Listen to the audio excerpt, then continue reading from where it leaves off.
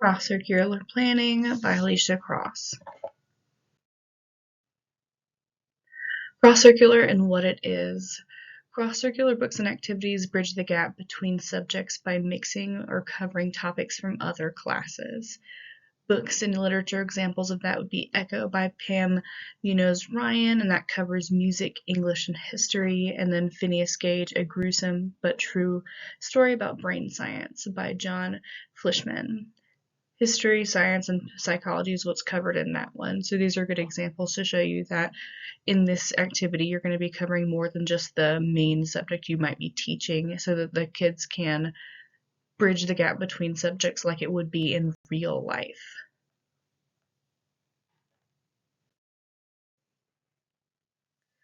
Cross-curricular planning. In elementary school, students typically stay in the same room for all subjects except electives, so making cross-curricular activities would inherently be easier. The teacher in the room would know exactly where they are in other topics, so when reading a book or going over historical events, we can mention it. For example, like we learned in health today, the brain is the hub of our nervous system, so that is why its character may have lost their memory. This would work if you were teaching a class that was reading Restart by Gordon Corman. In this book, a young man falls off his roof and he suffers amnesia. So you're learning a little bit about health and science while you're also going over literature and English while you're reading this book. And then cross-curricular planning for teaching middle school. When teaching middle school, more planning and communication is involved to create a cross-curricular activity. Since students have many different classes, one subject teacher would need to partner with history, science, or health teachers, for example, to see what they would be covering in anything so that they could support it. I often associate this with English Lit class choosing a Holocaust book whenever it's being covered in history class. That way, literature is still being studied while also reinforcing the other subject. There's so much that can be explored in literature and English that's also going on in the Holocaust, since so many famous books, including Mein Kampf by Hitler, and then obviously the Diary of Anne Frank. You can see both sides of that historical event through literature, so that's a great example. All right, alignment of standards. Cross-curricular books and activities help students push past the one-track mind of subjects while blending topics together like they would be in real life after grade school. These activities support English and reading standards while also addressing what students should be recognizing in other subjects as they are covering in the cross-curricular activity. And then literacy standards order are similar to history and science, so it's pretty easy to try to make our cross-curricular books and activities match at the same pace going over grades. Okay, and supporting diverse students with class-curricular planning. These kinds of activities kind of support all students, introducing and reinforcing teamwork, uncovering new information, making connection, and motivating through interest. Students are prompted to use language and make discoveries between subjects and continue to be motivated to learn.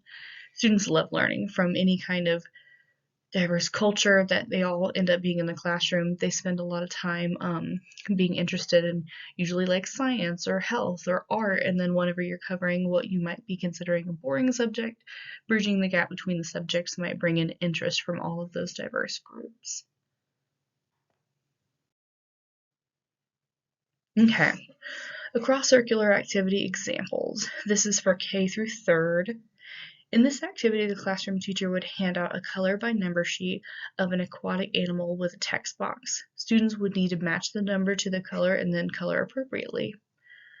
So obviously in this you're going to be covering subjects like colors, numbers, writing, science, as she introduces the aquatic animal, and then not mentioned here on this sheet, but also the text box. It would either have, for the younger grades, if they couldn't spell yet, it would have a colored text that like has the sea animal's name so that they can see the letters and see what it's supposed to be spelling. And for the older grades, they would have to write their own name and the animal on the sheet. So for this activity, obviously you're bridging the gap between the beginning of math and writing and color recognition. Typically, it would get harder for third grade, and you could add in more information about science whenever you're covering, like this, sea life and buoyancy whenever you're talking about boats. There's a lot that could be introduced to this as the grades go on. And cross-curricular activity example for 4th through 8th.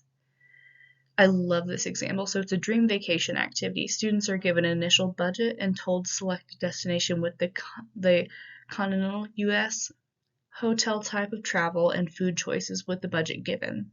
Then they would need to write a paragraph explaining their trip, what they did, and how much money they had left.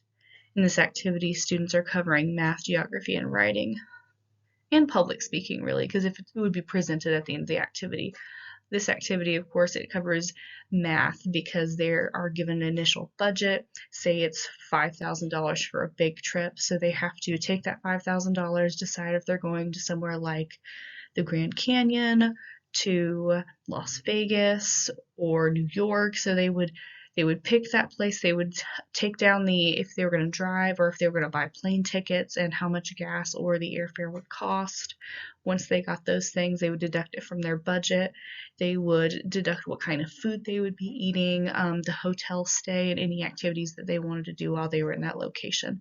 This covers the geography really well, since you have to actually choose the state, and if you were trying to decide if you were going to drive, going over and through mountains, or if you have to cross any kind of bodies of water is really important. This could be done for, I'd say, yeah, 4th would maybe have to be a little bit simplified, but definitely 6th through 8th grade could take care of this really well.